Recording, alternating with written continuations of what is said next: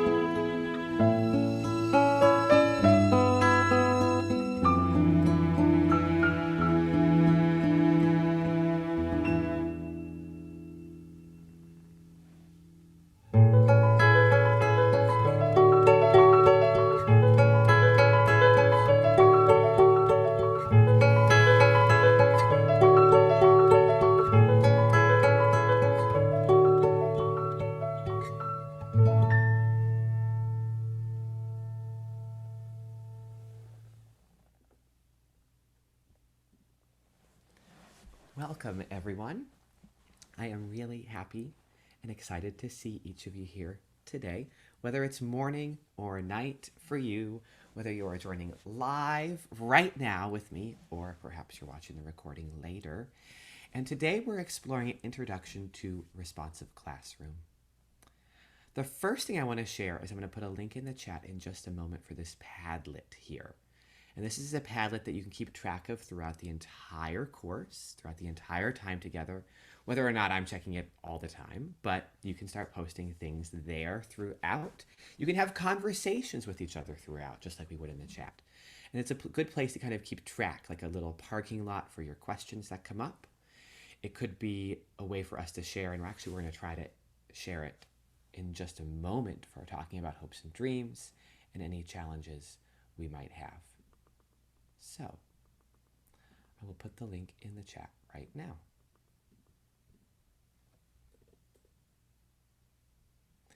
And if you want to head there and explore it and try it out, and if you've never used a Padlet before, that's also really exciting, and you can try it because it's something that you can do with your upper elementary students if you've never tried it before. So I've posted 3 things for you to consider, and we'll head back to them in a moment and try each of them out. First, though, we have a message, much like we would in the classroom if we're using a responsive classroom morning meeting. And the morning meeting might have started just like we did. We had a little mindful reflection with some movement, and then we would jump right into this message. Who could unmute and read the message for us today?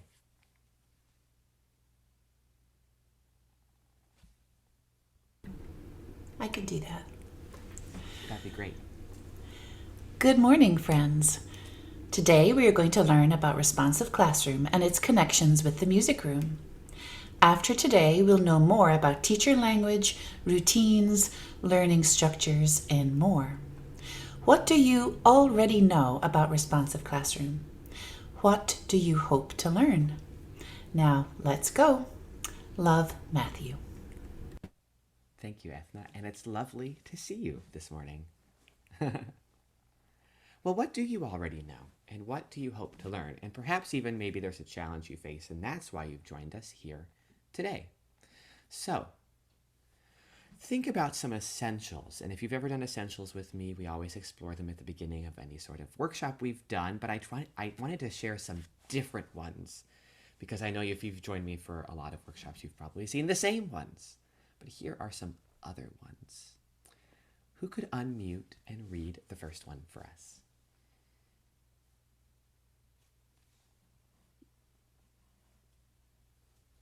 I can do it. Yes. Listen to understand. Someone can unmute and read the next. Expect to be surprised. And the third. Challenge cherished beliefs. And the last. Share your experience, not others.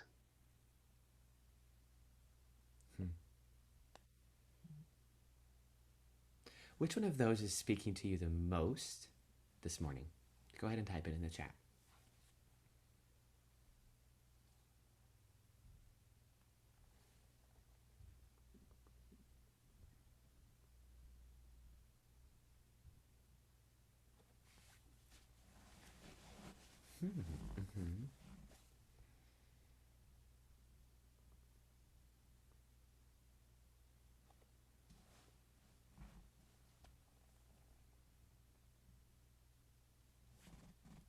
Christy's tied between 2 of them almost followed closely by, she says.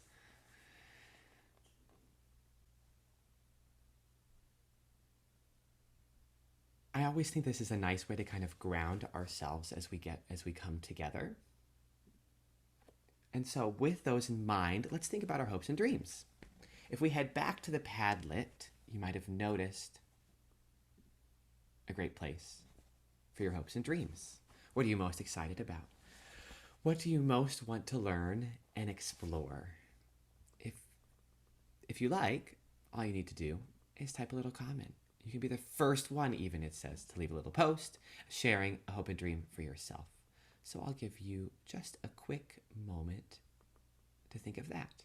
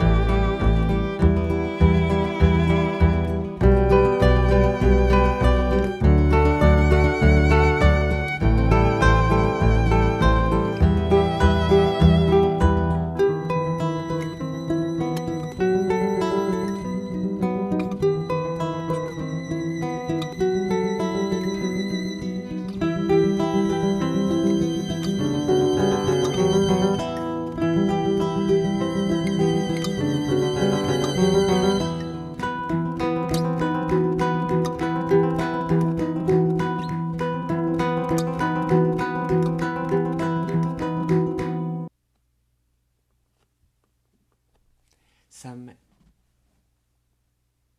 really exciting already is how much we are excited about connecting all of the ideals of responsive classroom with student creativity, with student voice, with student-centered learning.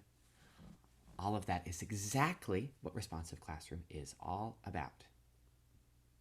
Well, if we move on from a hope and a dream and we want to head to the next thread talks about a challenge that you might have.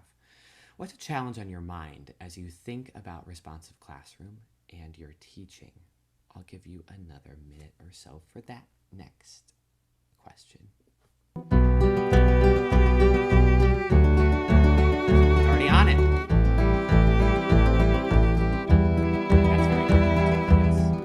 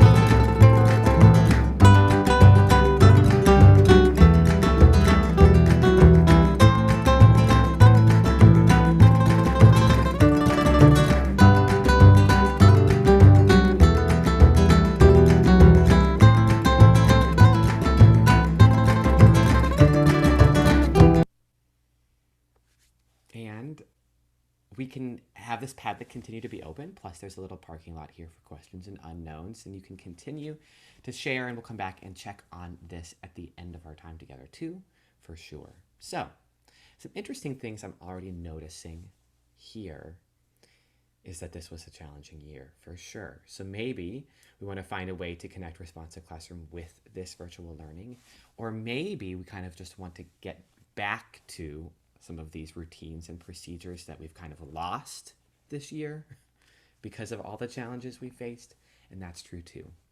I especially noticed the comment about loving change and keeping things fresh and different. That is certainly an ideal of Orff Schulwerk, right? For sure.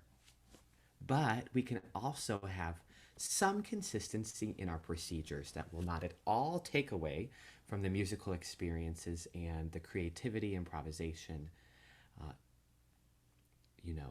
emphasis of the Schulwerk, but also really allowing our students to take those and center themselves on those risks and those opportunities because of the routines.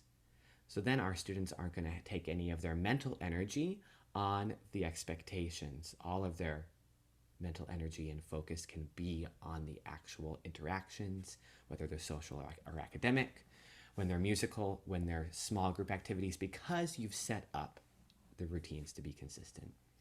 But you're right, being an Orff teacher often means that isn't natural to you. It certainly wasn't natural to me at first either, and I get that. And that's something that we're going to talk a little bit about today, too.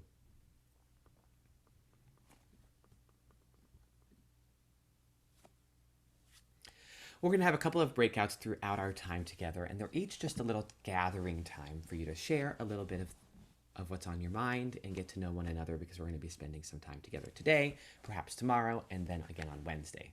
So this one is a little bit more of just a casual share. So it does say hopes, dreams, challenges on your mind, but you can kind of just say hello and a little bit of what you're bringing to today's class or time together. I always put a little thing at the bottom in italics that's kind of the encouraging who to share first. So the person whose closest birthday is after today would share first. So I'd say, oh, my birthday's August 1st, which it is. So maybe I would share first because it's kind of soon. Or maybe someone has a birthday in July, so they would be like, actually, my birthday's July 7th, so I'm going to share first. And then they'll invite someone. So I might say, Michael, would you like to share next? What I think is really great about that invitation is that it makes sure that each person feels included. And sometimes you might have someone who won't speak up on their own, but when you invite them to speak, they have a lot to say. So that's kind of the idea with that. But you can also say, I'm not ready to share right now, or this isn't the time for me to share, and that is also fine. If you don't have your camera on for the share in the small group too, that's also completely fine. You can still share with just your microphone. You could decide to say, I'm actually just going to share in the chat in your small group, whatever you like. It might not be the right time for you because you might be driving in your car like Michelle is, and that also might mean that you're not ready to share. All of those things are fine.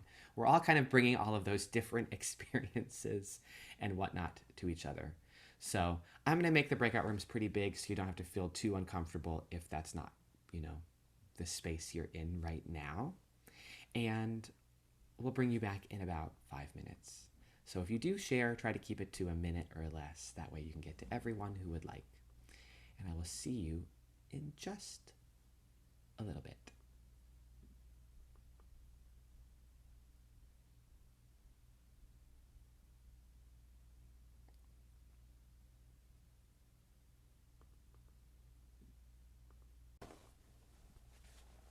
Welcome back, everyone. Lovely to see you again, and it was nice to pop into your chats as you were sharing a little bit about one another and some of the challenges. And I have lots of connections with everything I heard because the same for me. Moving between virtual and in person, figuring out how to stay consistent when things are changing in your lives all the time is really hard.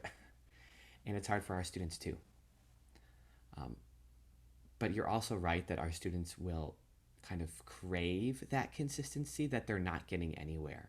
So if you can bring a little bit of that to them, that's really gonna mean a lot. One example I can share is that I started doing a lunch duty with a fourth grade class that I was on campus with.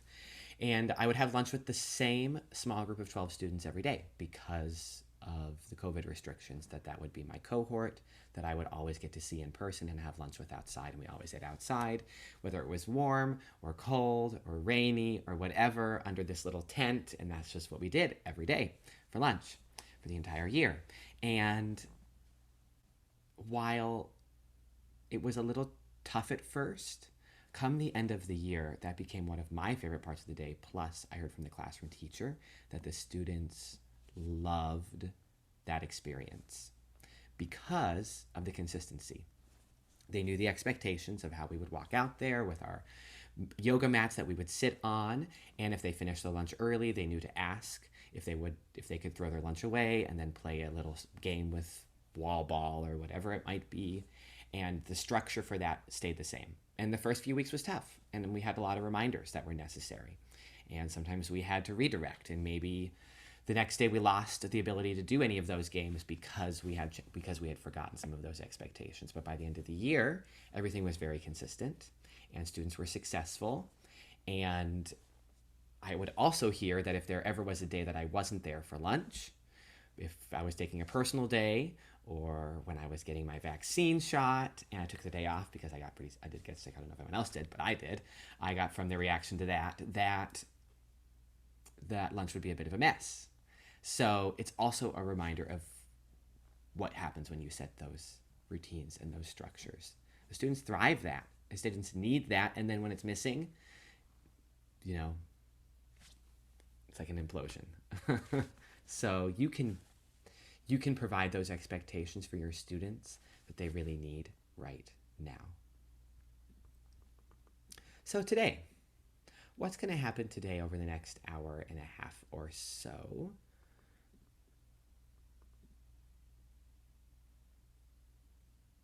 the biggest takeaway that I always share about responsive classroom is that it really values the understanding that social curriculum is as important to as academics. That's true for the music space too. We want our students to love music. We want our students to know what a ta or a tati is, but we also want our students to be able to connect with one another in small groups and have those experiences making choices together. And that is that social curriculum aspect. Those are those life skills.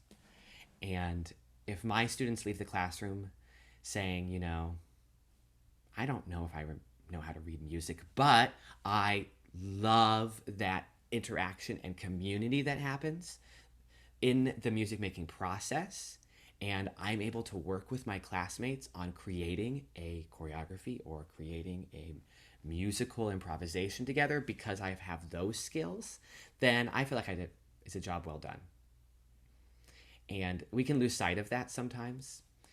And that's really what responsive classroom is reminding us. Here are some principles to consider, and then we're going to take a moment and read the responsive classroom principles, which is actually part of one of our Google Classroom assignments. So we're going to embed those into some of our time together. Could someone read the first one?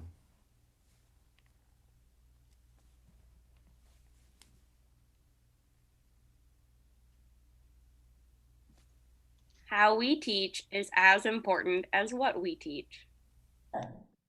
Thanks, Michelle. And the second? Great cognitive growth occurs through social interaction. Thank you.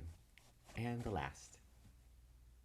What we know and believe about our students, individually, culturally, developmentally, informs our expectations, reactions, and attitudes about our students. These are just 3 of the principles of responsive classroom, but I find them to be some of the ones that spoke the most to me as I was making these slides and wanted to put them here. But we're going to take a minute in just a moment, and you can read through all of them as well, and maybe there's something else that's speaking to you. The first one is similar to the academic curriculum and social curriculum, but it's the idea that how we present ourselves, those routines, the teacher language we use is equal to the content and what we're teaching. Our students are growing so much when they're allowed to connect with one another, more so than if they're all seated at their spots and you are lecturing them and then they are doing a movement activity individually. Sounds nice, I get it, but whenever we can have those social interactions happen, then our students are going to be able to grow even more. The last one connects to our culture, the responsiveness in our teaching practice too. I really value how it says not just what we know, but what we believe about our students. And that really connects to, any sort of biases that we have, which we all have, and how we can ensure that what we are bringing to the table for our students, individually, culturally, developmentally, is then going to inform how we respond, how we react, the attitudes we might have towards students, and being aware of that constantly is really important. Okay, so let's take a look at these principles. I'm going to put in the chat a link.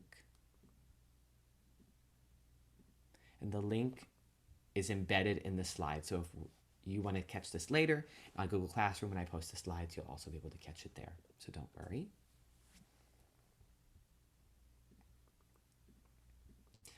The article talks a little bit about not just the guiding principles, but then also some classroom strategies. And you might read through those and say, oh yeah, I've seen these before. You might read through them and say, gosh, I'm not even sure I know what that means. And that's okay too. So I'm going to give you just a few moments to look through this, and then we'll come back and connect on some takeaways.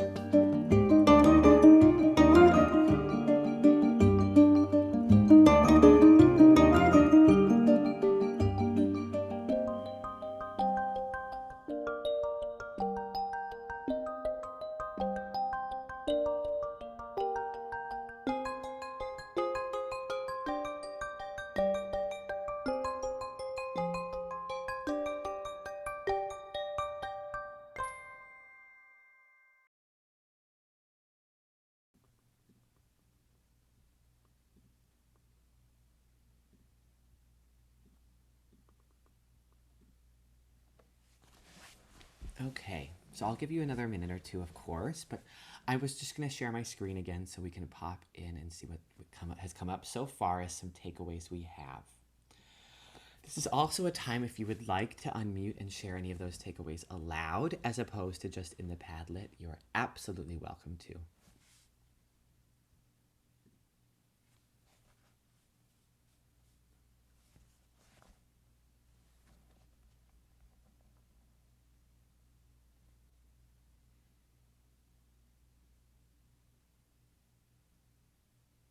We are about to explore a morning meeting.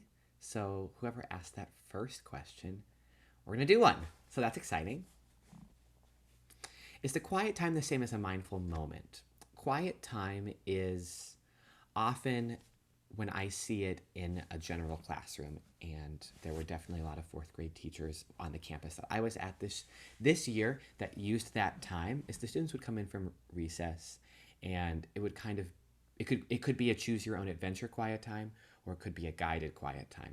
And perhaps one time it would be expected that the students would read silently, or it could be that they have just a little bit of time for silent reflection. It could be that they can do some drawing or other kinds of activities during that time, depending upon what the teacher might guide them toward. But it really helped center the students after lunch and recess. And I think you don't realize how valuable it is to have some quiet in the middle of the day. And the students value that actually quite a bit. Now, is that something that's going to happen in kindergarten? Right? So I think that's why quiet time is really valued as something that might happen more with our older students. And it starts to become really important to them. And it could be a time for them to catch up on work, and kind of shows them a little bit of independence that they have then if they get to make their own choices during that time.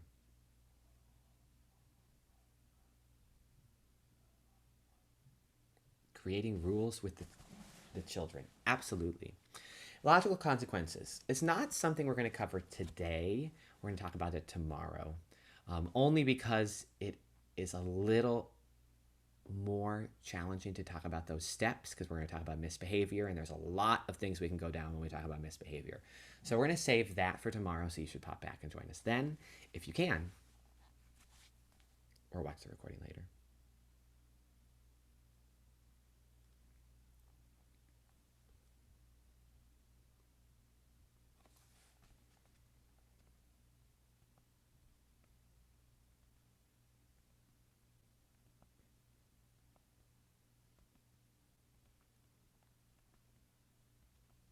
I do think morning meetings can be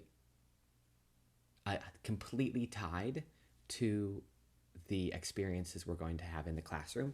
And actually the example I created for today, I think will show that. And we can talk about that as well.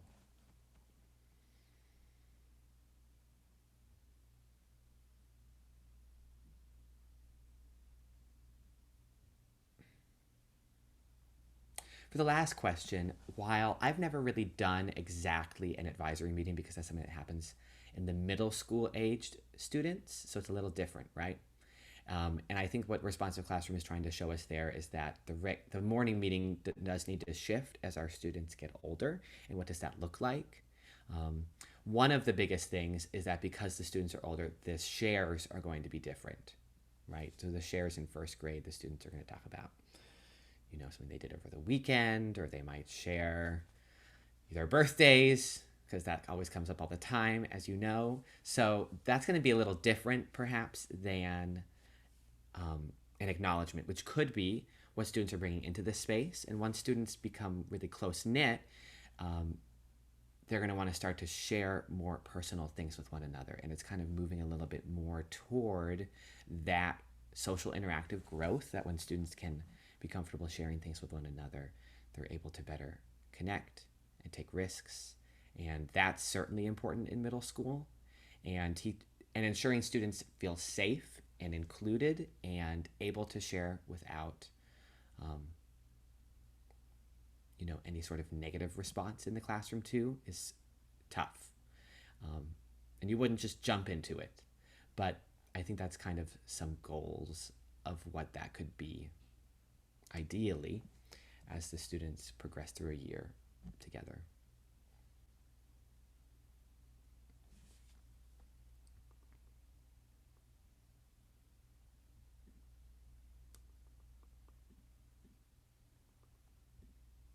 Is anything else coming to mind after reading the principles or the practices, or something that you're curious about before we continue?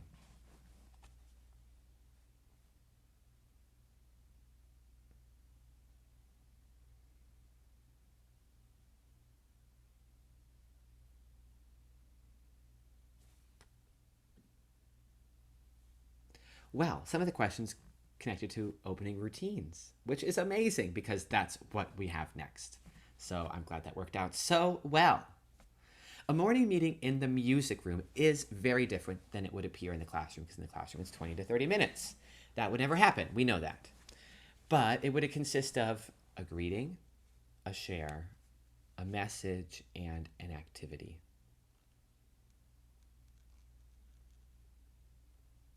These kinds of things help students feel comfortable, help students feel safe as they start their day, and then they can spend more time actually learning once we move past the morning meeting, which is also where learning occurs. And then a little less time, perhaps, on any sort of other procedures and routines, because the beginning of the class is always the same. In the music room, that might mean, how are students coming into the room? Is there a way to make a little bit of music together? Is there a brief message that has a question in it, or some sort of learning structure that allows students to think and then go into our learning? So, what might that look like? As I'm considering those things in a musical morning meeting, I'm thinking to myself, okay, what do I do every time the students come into the room? Do I welcome them? What does that look like? Do I do it the same way every time? Do I ever allow students to share somehow in that time? And if not, what can I do to make that the case? Is there something musical that's kind of like a song or an activity that builds that community that's happening there that's also consistent? And is there an ability for students to kind of center? They're coming in from a different space, and the centering will happen because that will allow the rest of the time to be focused on the learning. So those are kinds of the things that I'm mulling around in my mind as I'm putting together a morning meeting.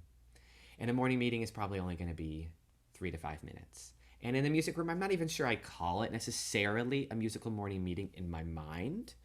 I'm thinking of it as the routines that are setting up success.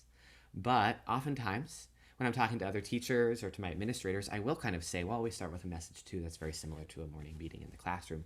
And that's exciting for other people to hear about, because they're realizing that you're embracing those practices and ideals too. And that can be really valuable and really show you as a leader. Because I think too often arts or specialist teachers are kind of like pushed to the side, and you're different and you don't really get us, and you're not going to, and we don't really get you. And it's just, and that's unfortunate. And doing things like this, I think, can really show other people in your building that you actually really do get them, and they should spend time trying to understand what you do in the classroom too, and that you are an equal teacher on the playing field and not somewhere different on the totem pole. I certainly felt that way in public schools before. And I think in a school where I struggled a bit, I started doing a lot of these things, and not only would I have better connections with my students, but I think my colleagues valued what was brought in the classroom more too. And it's tough to think that that's kind of the way I feel as a music teacher, that we're not the same as other teachers, but I certainly felt, I have felt that way before. And this was something that I think showed my colleagues that I also, we also can focus on a lot of the similar routines and classroom management and all of those things that make us good teachers. but also keeping it very musical, of course. So let's explore that for just a quick moment. If the students were coming into the room, perhaps this would be already on the board, and we would perhaps make music before, perhaps not.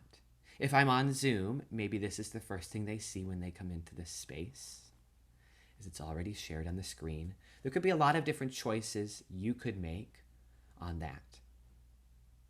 But let's start with the message. Welcome, second grade.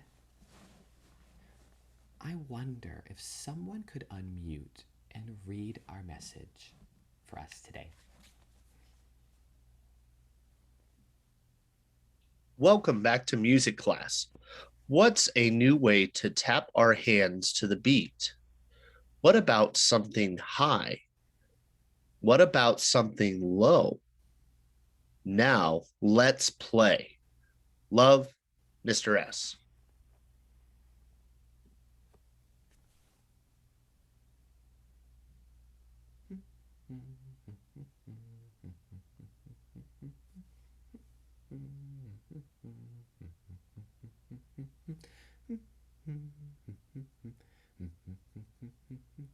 Some people follow me, others making something new. Can you make something new to share the beat?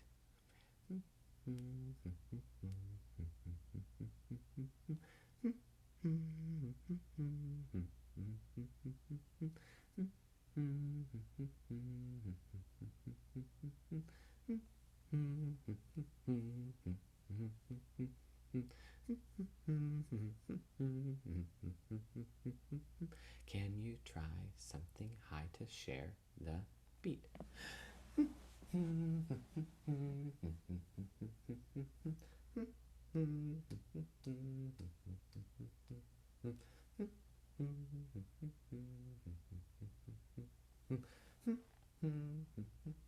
What about something low?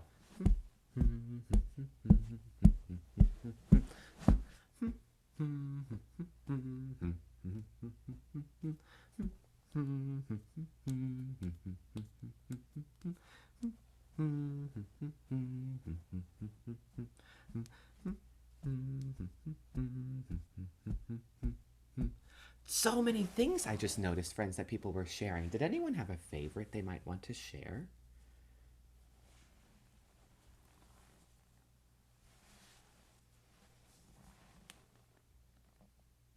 I notice you might raise your hand if you're excited to share something.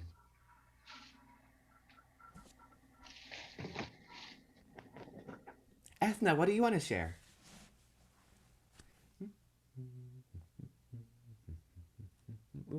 Different. Can you follow Ethna's exactly?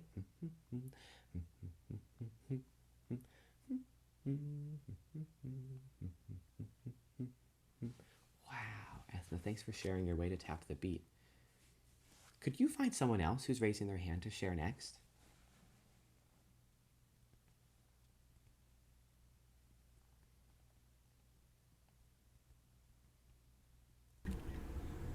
I don't see any hands. Oh, Michael.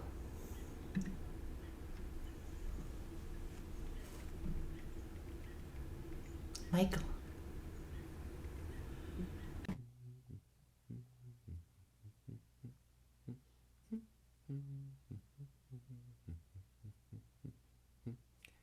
Thanks for sharing your way to share the beat too, Michael. I wonder if you can think about those ways to share the beat as you join me. Share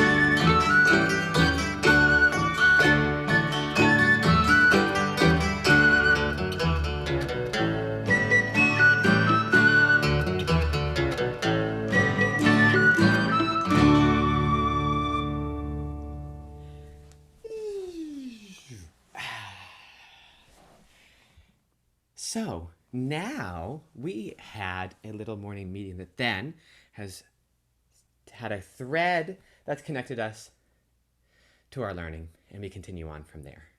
Maybe the students come in small groups and they're going to share different ways that they're going to do high and low in little circles. We'll do the dance a few times. Who knows, right? But the idea was that a little message took us as a common through line into our learning experience. And I get it. It's a little different than the Orff Schulwerk ways we might always start these kinds of lessons. But it's also still really creative and student-centered because of the question that encourages students to think. And sometimes asking those questions a little more explicitly is okay. And that's kind of what happened here. Sometimes my morning meetings might have a question in them that's very vague, which is also fine.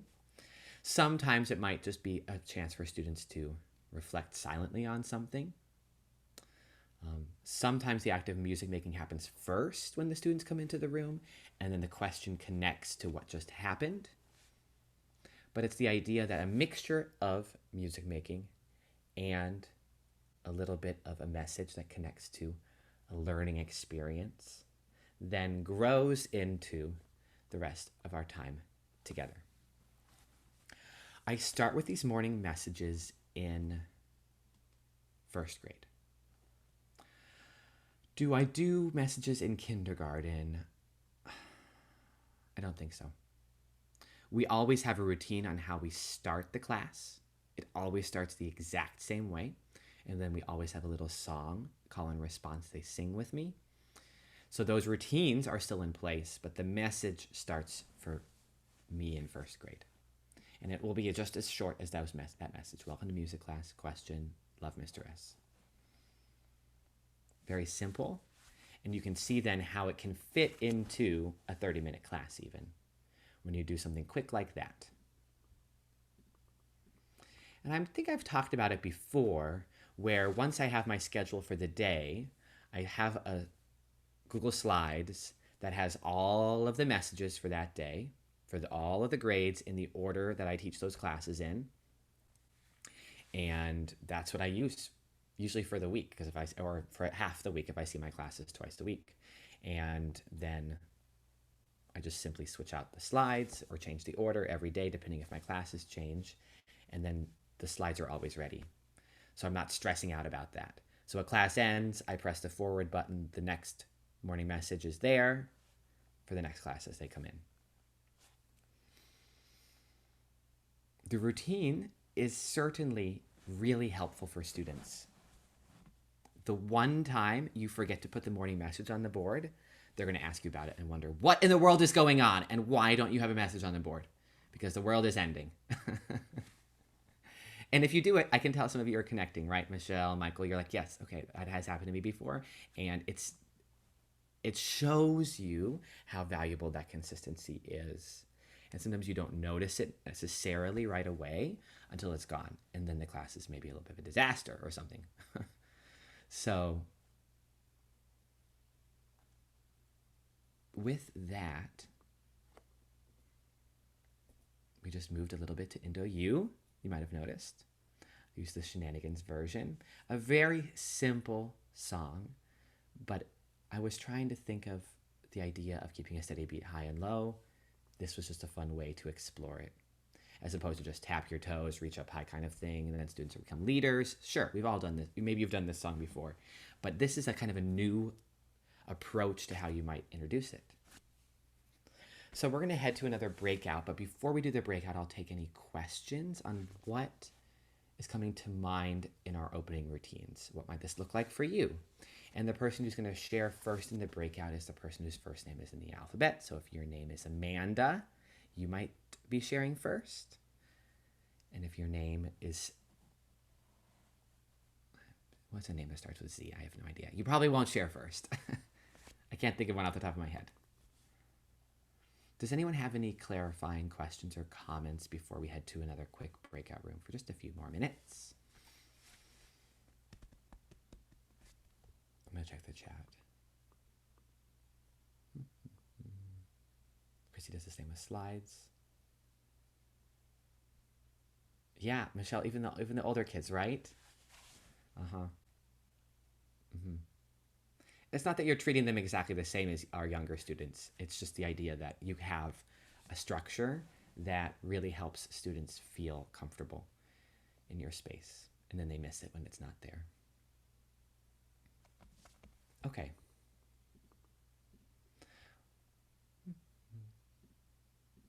Well, let's head back to the room for a few minutes. I'll pop in, and if any questions come to mind, you can save them and bring them back too, and I'll see you shortly.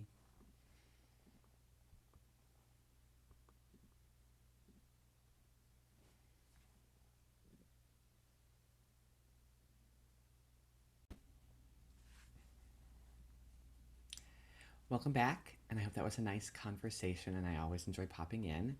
And I cannot believe that it is already 10:15 this time. We have a million things to get to, and I totally understand if at some point you need to pop off, because I didn't really say how long this was going to be, but that was also because I wasn't really quite sure how long it would end up taking, because I wanted to put a million things into it. So as long as you can stay, of course, you can always catch whatever you miss later. So I want to make that super clear. But next, we're going to hop over to teacher language. Being direct, being clear, meaning what we say, and being non-judgmental in the classroom is so important.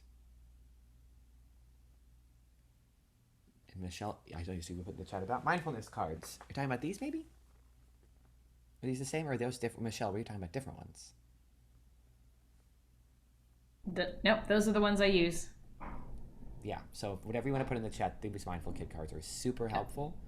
You can find them on West Music, you can find them on Amazon, you can find them lots of different places. Okay. If you've ever done a workshop with me, I always start off my teacher language conversation with this little story, and I wanted to include it here.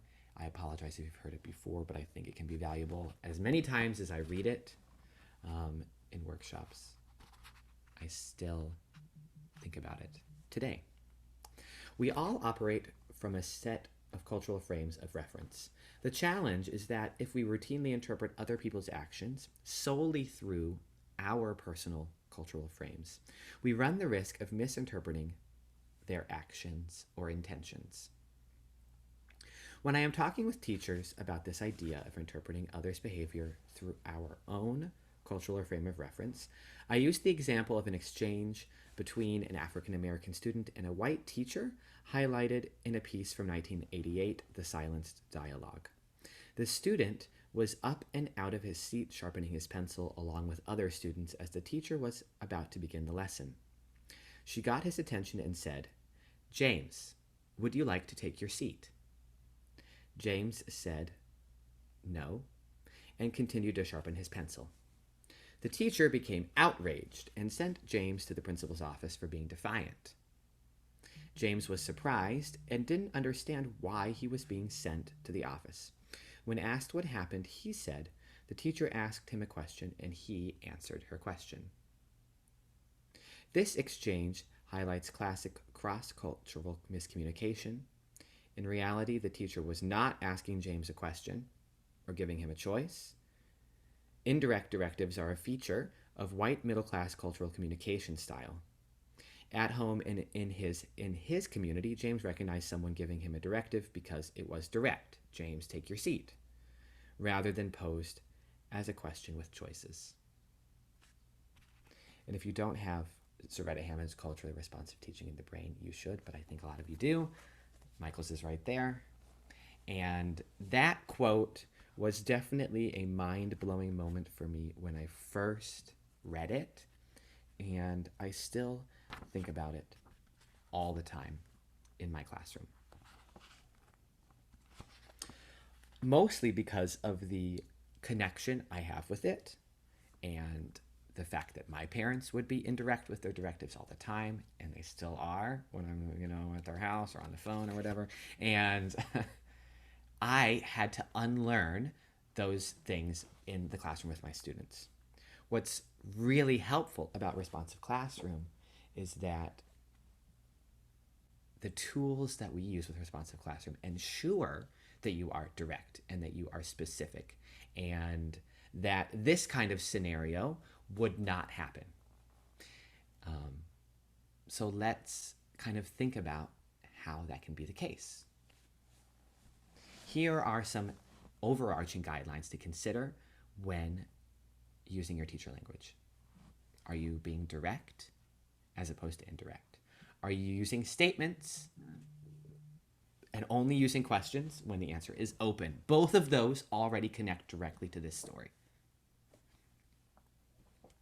Are you using an appropriate tone that ensures that students can trust you and feel safe? Are you avoiding sarcasm? Because not all students interact with sarcasm at home.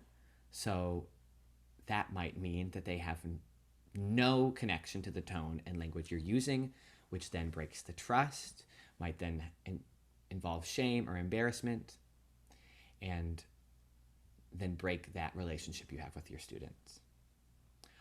What about nonverbal language? And I noticed some people mention that in the chat as well. 93% of how we communicate isn't the actual words we use, it's other things like the tone and the body language and facial expressions that we're using with our students. If you've never checked out my TEDx talk on nonverbal communication, you definitely can learn a little bit more about it there, but it's something that I really think is fascinating. And if you are saying something, but your body and your tone is saying something different, your students are going to believe your body more. And because of that disconnect between the two, they're going to start to question their trust once again, because something is awry. And of course, we use same language for all students. I think that one seems like a given, but it is also important to remind ourselves of, and it's something that I'm constantly checking myself on. Am I reacting to this the same way for all genders? Am I reacting the same way to this situation if this student was Black or white or anything else? And that, because you're taking moments to ask yourself that, then you are doing the right thing as a teacher. And that's something I do every interaction I have with my students in the back of my mind. And that's important. We're going to dive even more into the power of our words by Paula Denton's book tomorrow. It's a great resource as well that I would definitely encourage if you don't have it. But those are six quick teacher tips when it comes to language. What's coming to mind right now? Because I just shared a lot. Is there anything that people want to talk about or have any further questions on?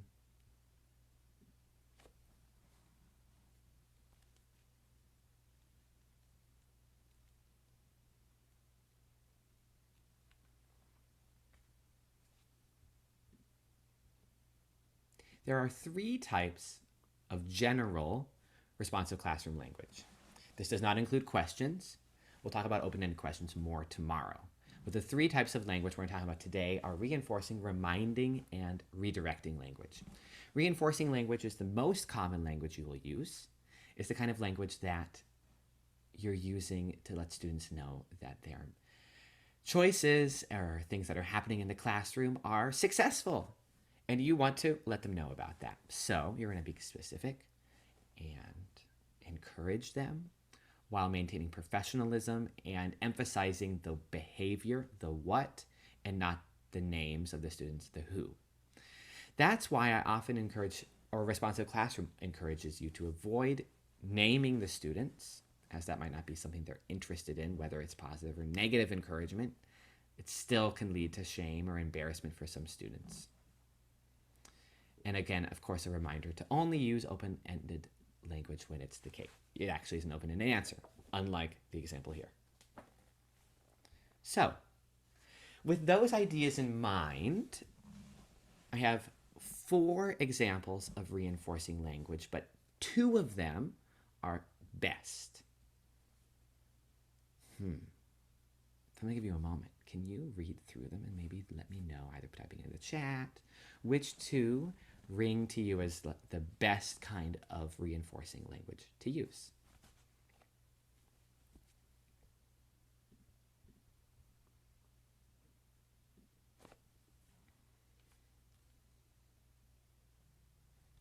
Can someone share?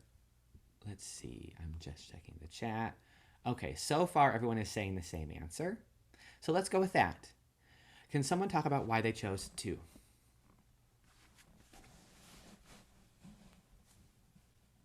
It's very specific to like what she did. I know there's a name in there, but it's very specific what she did well. Mm-hmm. How is that different from number 1, Michelle? Number 1's just very vague. It's just nice job. Doesn't tell what she did a nice job with. Mm-hmm. Thanks for sharing. What about number 3? People said number 3 as well. So why are we saying that instead of number 4? It tells the students what you want them to do, and it also gives props to the kids who are already doing it without singling them out. Thanks, Emily. Okay. Yes. That's all I got to say. Yes. Great. Okay, move on. No. Number 2 would probably happen as an aside, so that's why the name's featured there, as Michelle mentioned. So that might be something I say to Kaya privately as the students are lining up. Right? It's not something I would say in front of the whole class. That would be a little awkward. It might cause a little bit of embarrassment for Kaya to say that in front of everyone.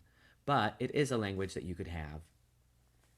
But if I just told Kaya you did such a nice job today, Kaya doesn't know what she did specifically to make her successful and have any tips on what she could do in the future. So 2 is a little more of a concrete tip. Okay, next, so next time Kaya's going to say, I'm going to continue to listen to my friends who are beside me because that made me successful. Number 3, exactly as Emily said. Number 4 calls out students. Hey, everyone, look over here. Jennifer, Zora, and Carlos are the best.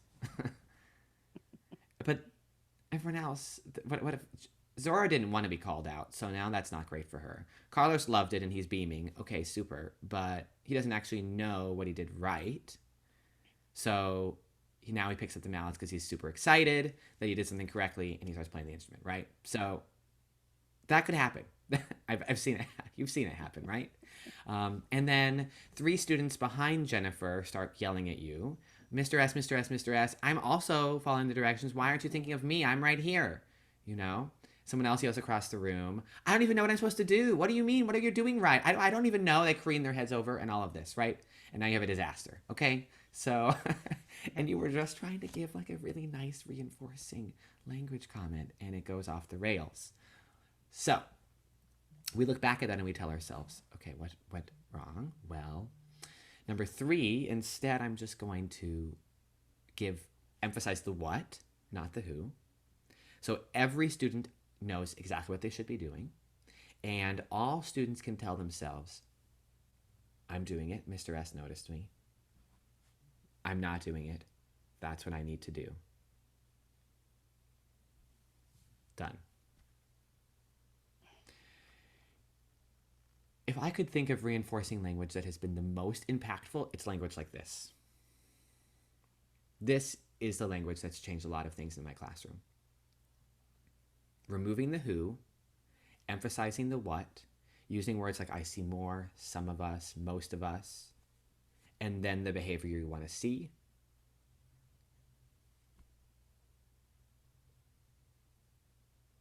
So if that's what you take away from today, I think that's going to make a big difference in your classroom. The reinforcing language is the majority of the language you use. So these kinds of I see, I notices, I notice most of us, are going to be what you use all the time. But you'll notice yourself slip up too and occasionally start to call someone's name out or say, something that's not concrete. Great job following.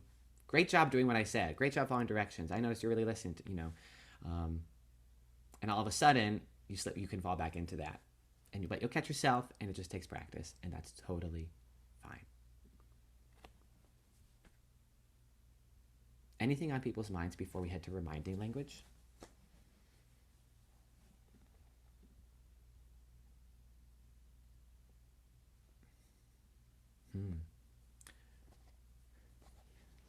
So if something goes really well, Michael, you really want to like call them out for it kind of thing and let them know? Yeah. I mean, there might be times for that, right? So like, that's like the number 2, I suppose.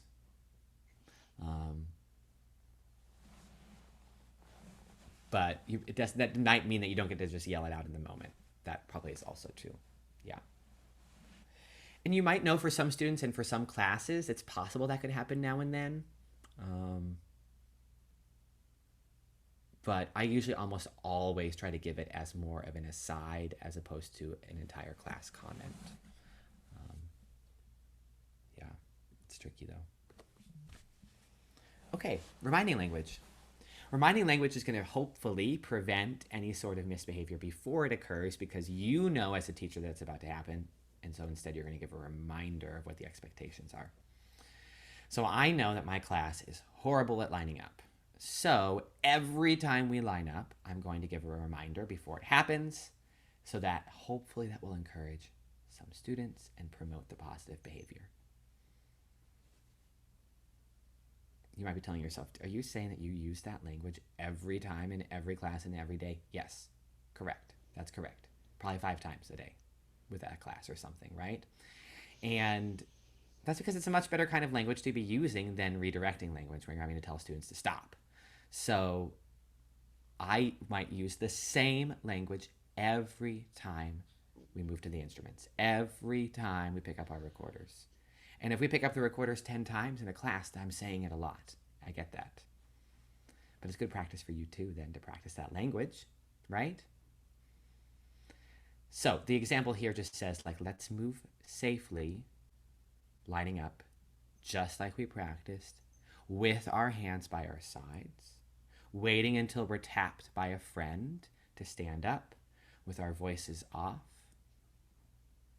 So I'm giving all of these reminders of all the things that should be happening.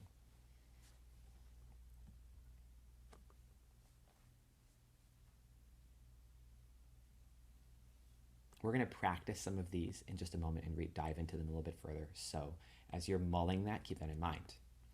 And then lastly, a redirect.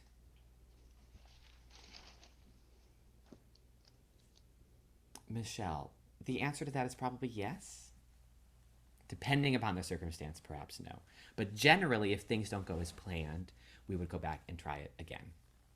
Maybe not always. You know the class best. There might be a class where it didn't quite go as planned, but if you try it again, it might get worse. I have a few classes where that can be the case. So, and then once you do that, once you realize it, and then if you either tell yourself, okay, we're going to do this 20 times because that's what I need to do because I have to keep an expectation, or do I not do it at all? And that's similar to this redirect here, which we'll talk about in a moment. So there are some classes where I've done walking into the classroom probably 10 times because it took that long. And then in hindsight, I'm like, should I have wasted? I don't know. It's not, okay, it's not wasting time, but should I have spent all of that time? Or maybe I should have just accepted the first one and moved on. And that's tough, right? But if the second one got worse, I can't leave it at that. Then the students think that I'm not going to follow my word when I say what the expectations are. So if it's a genuine could have been better and you really think it will go better the second time, then yes. And that's probably what I do most of the time. But there can be that occasion where you don't want to push it, depending upon the vibe you're getting from your class. So that's always something to keep in mind. A redirect stops misbehavior as it's occurring and gives students the opportunity to refocus and re-engage. They're firm and brief. They're certainly statements, and they're never questions, because questions are choices. So it could be freeze, stop, pause, whatever word you use in the classroom for students to stop something. That's a redirect. That's all. So the word stop is a redirect. Done. The next 2 steps, though, of a redirect are waiting for the follow-through, which means you stopping silently, waiting, watching the student to give them a few seconds to actually respond to that redirect and stop their misbehavior. And then moving to a reminder to help the students get back on track. So if the student is playing the xylophone when they shouldn't be, I would walk over to them. I might put my hand near them and say stop. And now the student stops. It took a few seconds. They weren't sure what was happening. And they were, I don't know, maybe Mr. S will just walk away and I can keep doing it. Oh gosh, Mr. S isn't walking away. He's still staring at me with his hand like that and he's not moving. I guess I'll stop. Like that's probably what's everything that's happening in the student's head, right? When you say that. So 3 seconds go by, they finally stop. And then you say, our mallets are on our instruments, just like we've practiced, and that will show us that we're ready to play today. The student looks around. Everyone else's mallets are on their instrument. Okay, puts the mallets down. Slightly begrudgingly, perhaps, or maybe embarrassed and puts them down quickly because they realize that they really shouldn't have done that. Who knows? All sorts of experiences the students could be feeling in that moment. And then you move on. You're not upset. The student realizes, okay, Mr. S wasn't upset at me. It was just kind of just letting me know that I shouldn't be doing that. And then we move on and things are fine. Okay, great. That is a full redirect. The little tip at the bottom says, I never said, do this for me. I never said, please. I certainly didn't say thank you after the student stopped. That's language you might use naturally. We're certainly raised in society, and I grew up in the American Midwest, that I would say that all the time. I would always say please, and I would always say thank you, but I don't really say pleases and thank yous in the classroom very often because I'm not really asking for favors for my students, and especially in these scenarios. So if you recognize yourself saying please and thank you a lot, you should just ask yourself, is that really the best language to use? It's really hard. I spent 18 years in Oklahoma. I lived in Ohio for 5 years. I get it. I get it. Sure, you can use it sometimes, but you certainly can't use it in these situations. So, sure, you slip up and use it sometimes, when you say thank you, even though maybe the student really didn't do anything great. But it does make the thank you more meaningful when you use it when like a student really did something above and beyond that was like that was really a kind thing to do for someone else or for you. And certainly not a question. I don't want to ask a question because then it gives the student a choice.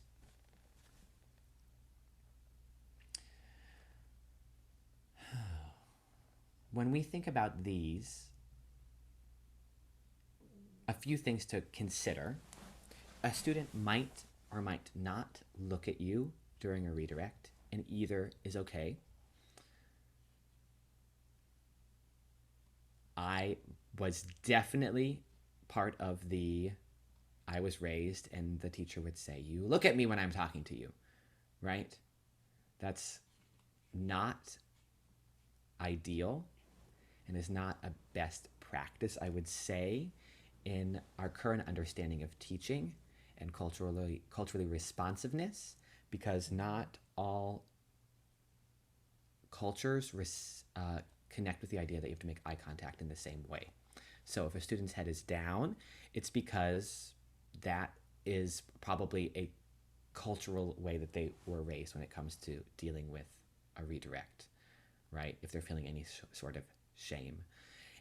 Or it might not be respectful. They were raised, maybe it wasn't respectful to look at a superior with their eyes, especially in a situation like this, right?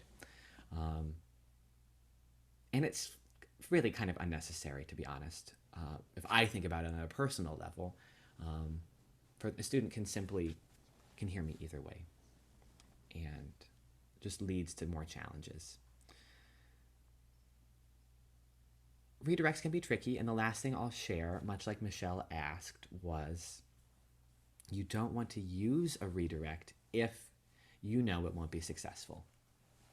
So I had a student a few years ago in 5th grade that would throw recorders across the room, and I quickly learned that a redirect would do nothing.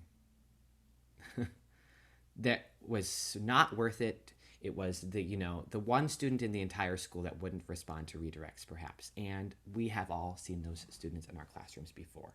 So I have to quickly tell myself that I have to have another pathway with that student. And it might mean that if objects are thrown, the step is I call the counselor, right? And the student gets pulled from the class because the safety of the class is at risk, right? Absolutely. Or it could be that if it's something else, I simply let it slide. Or it could be that we have some sort of behavior plan in place,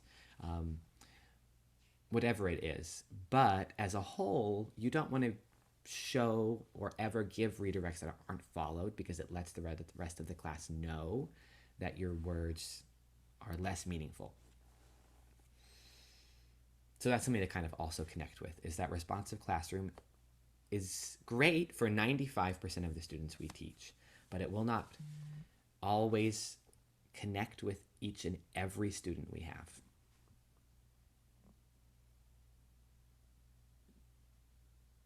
And it absolutely connects to the power, as Michael put in the chat, the power relationship we have with our students. Definitely. And that's something that kind of happens and grows over the course of a year together. So I'm also kind of using different kinds of language near the end of a year than I would at the beginning, depending upon the relationships you've built with those students. And hopefully you can stay in reinforcing and reminding language almost all of the time. And redirects are rare. That is the goal. Okay. With that, I have an article we're going to put in the chat on reinforcing, reminding, and redirecting language. It's a little long. So here's what I thought we could do. I'll put it in the chat right now. When we head to the breakout room, decide who's going to read what. So if it's me and Ethna and Michelle in a breakout room, I'd say, okay, I'm going to read reinforcing language. Michelle, can you read reminding? Ethna, you read redirecting. And then we're going to come back in 3 minutes and we're going to each share out a little bit of what, like a takeaway or two. Because we already know about all 3 of these, but this is going to be maybe a few other tidbits that I haven't shared that will be really helpful for you.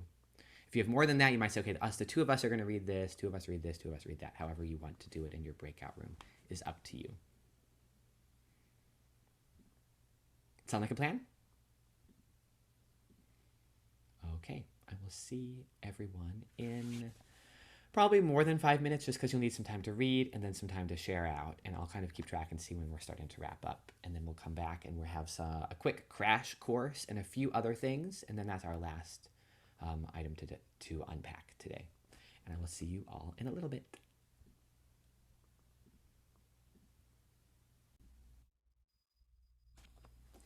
Welcome back, everyone. We are going to jump into a super quick responsive classroom crash course on all sorts of other things, some of which you might know, some of which might be new to you, and all of that is entirely okay. And we will see what we can get done and learn and explore. So these are quick ideas and tips that I always jump into because I think they're a little easier to just explore right away with our students and are often connect very closely with responsive classrooms. So there might be things you're already doing, which is also amazing. And when I say responsive classroom, I mean Orff Schulwerk. They connect really closely with Orff Schulwerk, so they might be things you're already doing. One is interactive modeling. So the 7 steps of interactive modeling in responsive classroom are listed here. You would let them know that you're going to model something and then model it, then ask the students what they noticed, invite a student leader to do it, ask the students what they noticed, invite all the students to do it, and then share any feedback at the end. In an Orff Schulwerk classroom, I will say this looks just a little bit different. Usually I skip step 1 and I just model. I ask the students what they noticed. I invite someone to try it. I ask the students what they noticed again. And then we all do it. Maybe there's feedback, but usually 7 is not really necessary either. So it becomes a little bit of a shorter experience. I think the creativity and interest and curiosity is why I take away number 1. Sometimes talking about that is important, but in interactive modeling, I don't think so. So let's say I'm interactive modeling something about xylophone. And I have a xylophone right here. Look at that. Okay.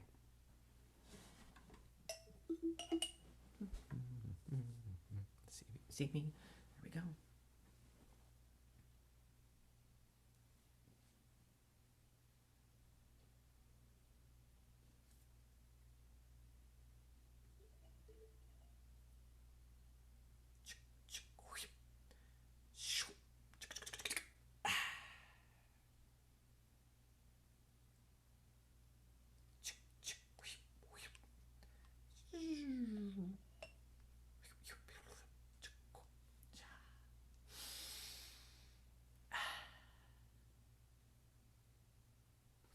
What did you notice?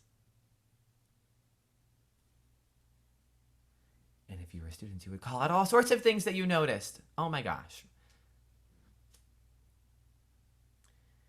I wonder if someone could try it. All the students are so excited to share. You have a student and they come over to the xylophone and they do this.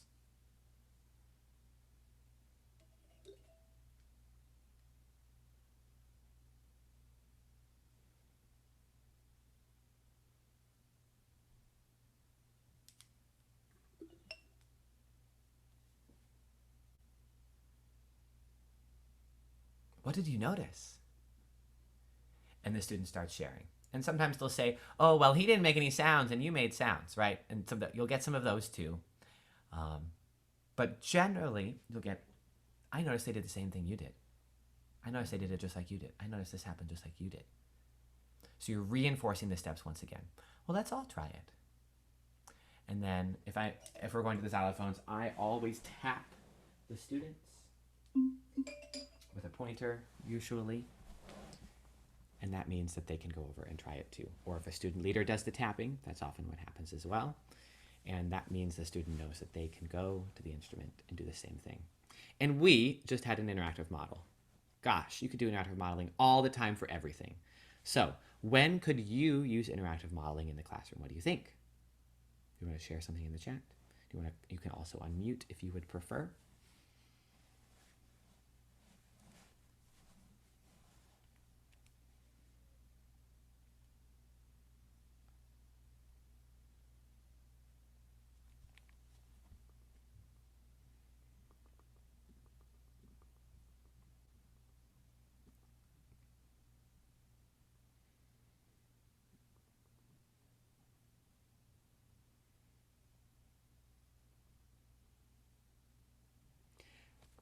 The list goes on forever, right? You're starting to realize it could actually work for almost everything and anything.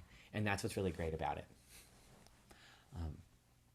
It's a great way to model a routine. And then when I want to refresh an interactive modeling experience, I would probably skip steps 1, 2, and 3 and jump to step 4. So we've moved to the xylophones, we've held up our mallets multiple times. And I might say, who can show us how to head to the xylophone correctly and what might they do with their mallets once they get there? If that's what I want them to try. A student leader then starts with number 4. I do number 5 really quickly, and then we do number 6 and we continue on. And that might happen every time we go to the xylophones, especially with my younger ones. And sometimes even with my older students, like 5th grade, and I let them go too fast. I didn't remind them, and we actually need to practice it, right? That's happened too. So you can make a quick, brief interactive model that would be steps 4, 5, and 6, and do it all the time, every time you see them, if you want. Christy, your comment is absolutely accurate. That if you're doing a silent model experience for the very first time, that you might have students doing that. But if you continue to do it, eventually there won't be any reactions at all because it's pretty normal. Something that happens a lot. Oh, I know that. Something's going to be practiced silently. If you really think that what Christy says is going to happen and people might start yelling at you, or if you're silent because it's new, then you could give kind of a reminder beforehand, right? you might notice I'm not going to use any words. Listen really carefully. Oh, not really listen. Watch really carefully. And see if you can silently pick up on what I'm doing. And that might be enough for them. Oh, okay, now I'm ready for it, right? I do a lot of silent nonverbal teaching, so it's pretty expected in my classrooms. And a lot of times when it's really exciting and engaging, the preschoolers don't even really notice. They just learn to love it. And absolutely the sound effects too, Michael. Energizers. We all have lots of energizers we do in our classroom as Orff Schulwerk teachers. They're fun activities. They engage our students. They refocus us. They might help a transition. They might be little brain breaks, but they also have content within them. All of these things are amazing. And I agree, Margaret's silence really does grab their attention. And the idea with an energizer is that these activities can be available at your fingertips when needed to change the engagement level, focus, or energy in a classroom, hence the word energizer. So if a classroom is coming in and they are crazy and I was going to do this really fun mixed meter activity to start the class, and I'm realizing that I definitely shouldn't because it's going to go crazy because these fifth graders are nuts. I can tell the energy at the door. Okay, I'm going to quickly pull out my yoga cards. I can put that song on that I always have available, and I'm going to do a quick little stretching mindfulness activity. That's an energizer because it's going to change the energy level of the class to refocus and re-engage the students. Similarly, class comes in, they're lethargic, and I was going to start out with something that I'm like, oh, I don't think they're ready for this. This isn't going to go so well. So instead, I would pull out a really fun activity that they all know and love that will help refocus and engage the classroom. Those are all energizers. So, what kinds of activities might work for an energizer in your classroom as you're thinking about your things? What's something like, this is an amazing game. My students will love this if I used it as an energizer. Much like if I'm looking right now and I see that things are a little quiet for everyone here, I might just go ahead and do this. Tetera, cuchara, cucharón. Notice most people are following me. Plato llano, cuchillito, tenedor, salero, azucarero, batidora, ollas flex, taza, tetera, cuchara, cucharón, plato hondo, plato llano, cuchillito, tenedor, salero, azucarero, batidora, ollas flex.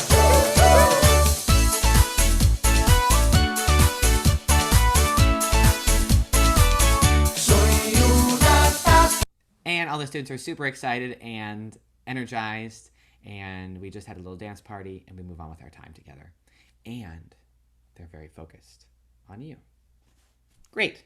That is an energizer. You're probably saying that you do them all the time. That's the point. It's not a hard change for you to have some of these available when you think you might need them, and to be comfortable changing your lesson in a split second because of what you're feeling in your space. Okay, so we just had some fun with Soy Una Taza by Grupo Encanto and a super song from Spain. Next, interactive learning structures. These are opportunities to let students share with one another. So when you say turn to a shoulder partner, that is an interactive learning structure. You've done it before. You've done an interactive learning structure before. Now you're just learning a term for it, which can be really helpful when talking with other teachers too. But there's also lots of other structures, not just think, pair, shares with your partner, right? It might be small groups, could be whole class scenarios. A swap meet is another interactive learning structure. You quickly move between partners to share ideas. That happens musically, absolutely. You could put the music on, you could turn it off. That'd be a fun way to do it. It could be a little song they've learned, and they sing the song while they walk around the room, and then they stop and find someone and they share with them. What's one way we do swap meets musically? Okay, maybe this. Gilly, gilly, gilly, good morning, good morning, good morning. Gilly, gilly, gilly, good morning to you. On the U, I have someone new, and I do a game with them. Mini Mac, Mini Mac, Mini Mini Mini Mac, Mini Mac, Mini Mac, Mini Mo, Mini Mac, Mini Mac, Mini Mini Mini Mac, Mini Mac, Mini Mac, Mini Mo. Gilly, Gilly, Gilly, good morning, good morning, good morning. That's a swap meet. Amazing. Well, it's also just a really great Orff Schulwerk activity you've probably done that allows students in an A-B form to have different movements that they're doing with different partners, right? Absolutely. But what if you change the swap meet a little bit, right? And you do Mini Mac, Mini Mac, Mini Mini Mini Mac, Mini Mac, Mini Mac, Mini Mo. And then you have a question on the board and the students get to share a little bit about one another. Question pops up on the board. What's your favorite kind of ice cream and why? I love mint chocolate chip ice cream because mint is one of my favorite flavors, and I especially love this kind of it. And tell me more about your favorite kind of ice cream. And then I'm taking this A-B musical activity that I've done with my students the second week of school, and now they're getting to learn a little bit more about their friends as well. I know that was a really quick example, but how fun would that be? That incorporates a little bit of the interactive learning structure, sharing time with our students into an Orff activity, pretty naturally, too. Here are some examples of interactive learning structures. Inside-outside circles. We do concentric circles all the time. Folk dance, done. Interactive learning structure. Have you ever done a folk dance where maybe the students stop and they talk a little bit about something? That could be pretty cool. Why not do it? Doesn't mean you do it every time. Maybe you do the dance, just normally too, but then one time you add that in as a way for students to connect. Think, pair, share. I think we know about that one. But that's when you silently think, you pair up with someone, you share with them. And if you share out, I always encourage you to share out what your partner said. That can be tricky. Museum walk. That's another great interactive learning structure. If you've ever done Aiken drum before, where the students get to make the man in the moon, but instead they're making an Aiken drum out of different unpitched percussion instruments. The tambourine is the head, and the egg shakers are the eyes. Rhythm stick is the mouth. And then they museum walk around the room and look at each other's. Super. That's another interactive learning structure. So you might be realizing that you do interactive learning structures a lot. You just haven't specifically thought about the names of them and how they work. And the benefit is, when you know how they work and you teach routines for them, you can bring them back all the time and the students know the expectations. Academic choice. Academic choice, just like we talked about at the beginning when people said we wanted to learn student-centered things, it's when you give students choices in their learning. And in responsive classroom, they act like this is a whole thing that's really brand new and it's amazing and people don't do it. In Orff Schulwerk classrooms, we do it all the time, right? You're just giving students choices on how they explore something. Some things that might not always happen in the Orff Schulwerk classroom, though, is a reflection time for students to think about what happened and reflect on it. And then they reflect on that learning experience, and then that can impact their planning. And it can be a circular kind of motion as they go back and plan some more after they reflect. So here is just a way to think about academic choice in a little bit of a Orff Schulwerk lens, right? So if my students are going to create little 4-beat ostinati, the what isn't a choice for them. It's 4 beats. It's going to go with the class speech beats. But they get to choose how they're going to share it. They might choose to put body percussion. They might choose unpitched percussion instruments. They might choose to share it with their voice. So I'm giving them a how, but the actual what is predetermined by me. Similarly, for xylophone composition, the students get to choose the poem from a selection of choices to base their piece, and they get to choose their notes in C pentatonic. But how it ends up being shared at the end is a class rondo that I've put together, and the students don't have choice over that. As a whole, academic choice mostly just tells us that we need a combination of teacher-guided decisions and student-centered choices for students to be successful. And the more choices you give students, the harder the task it is. So if you've ever had a small group activity that went poorly, we've all had them before, it probably means that you gave the students too many choices. And you didn't have enough that was teacher guided. So the first time I do a small group activity in first grade, it's just pairs. And they get to make one decision between two choices, right? And slowly you expand it. But if I just tell my first graders to get into pairs and they're going to make a choreography about how a leaf falls from the sky, uh-oh. What do you think is going to happen? It's going to be a mess. They don't even know where to start. They don't even know what to do. But if I'm going to ask my students to make a choreography in pairs, and we start like statues of trees, we've made our statues already, and we end like leaf shapes on the ground. We've made our leaf shapes already. And they get to choose which word they want to do in the middle. Spin, leap, slide, float. Pick a word, and they share it in the middle. That is a choice that will be successful for our first graders. And then I might give them another academic choice. Okay, now that we've made this, what if you can do this, right? And that's a difference between a choreography that's going to be successful for our first graders and one that isn't. But by the time we get to fifth grade, hopefully you can tell students that they can make that and they would have the tools necessary. That's kind of what academic choice is encouraging us to do. So that was a super duper quick crash course, and I cannot believe it is already almost 11:15. We have spent so much time, we've done a million things, but we also didn't get to a lot of stuff also, which is why you're hopefully going to come back tomorrow or Wednesday, and we will do more.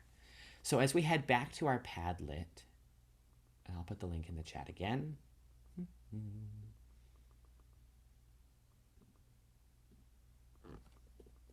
This is a perfect time to hop in and head to any questions you might have or unknowns. If there's something that you kind of want to keep top of mind before tomorrow.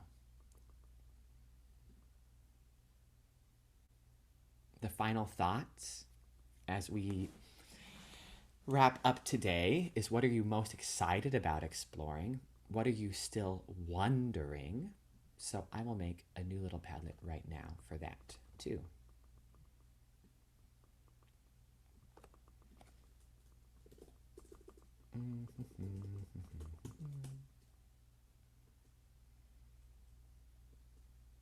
Exciting and wonders.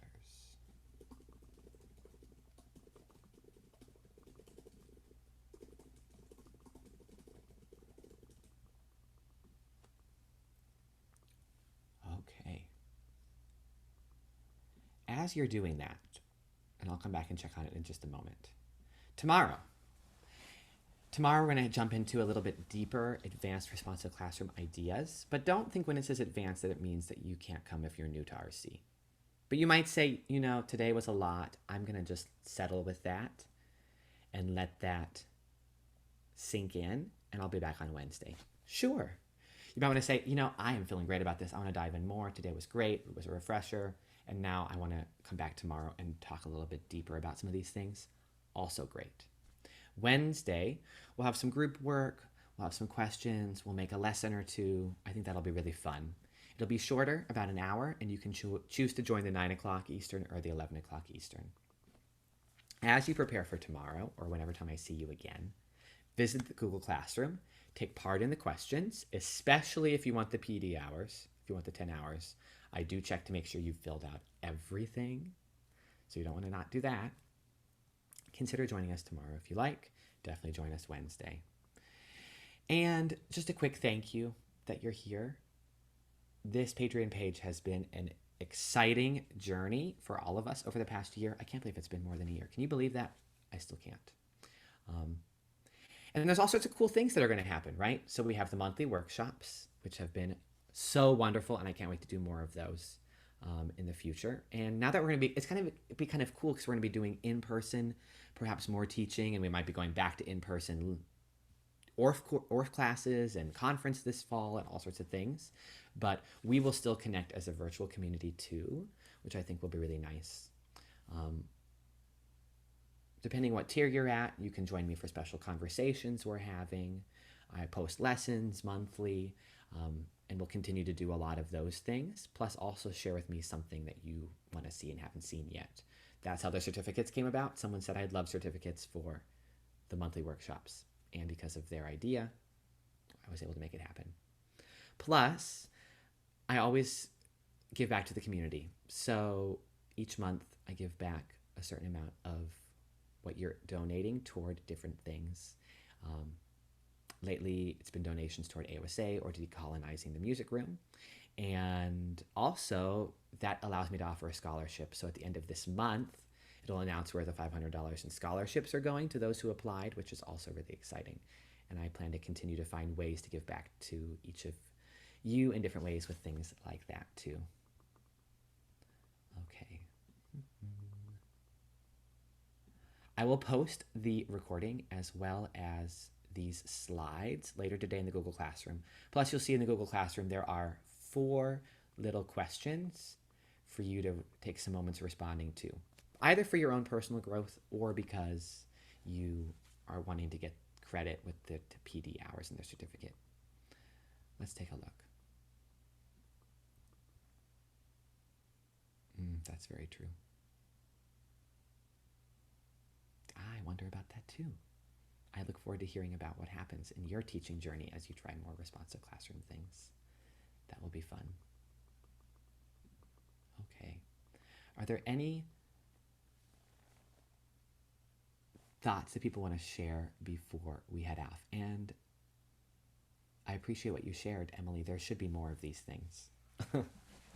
At least we have the book, but yes, Responsive Classroom needs to be doing more, and it's fun that I get to at least offer it a little bit to teachers. Anything else on your mind before we say goodbye?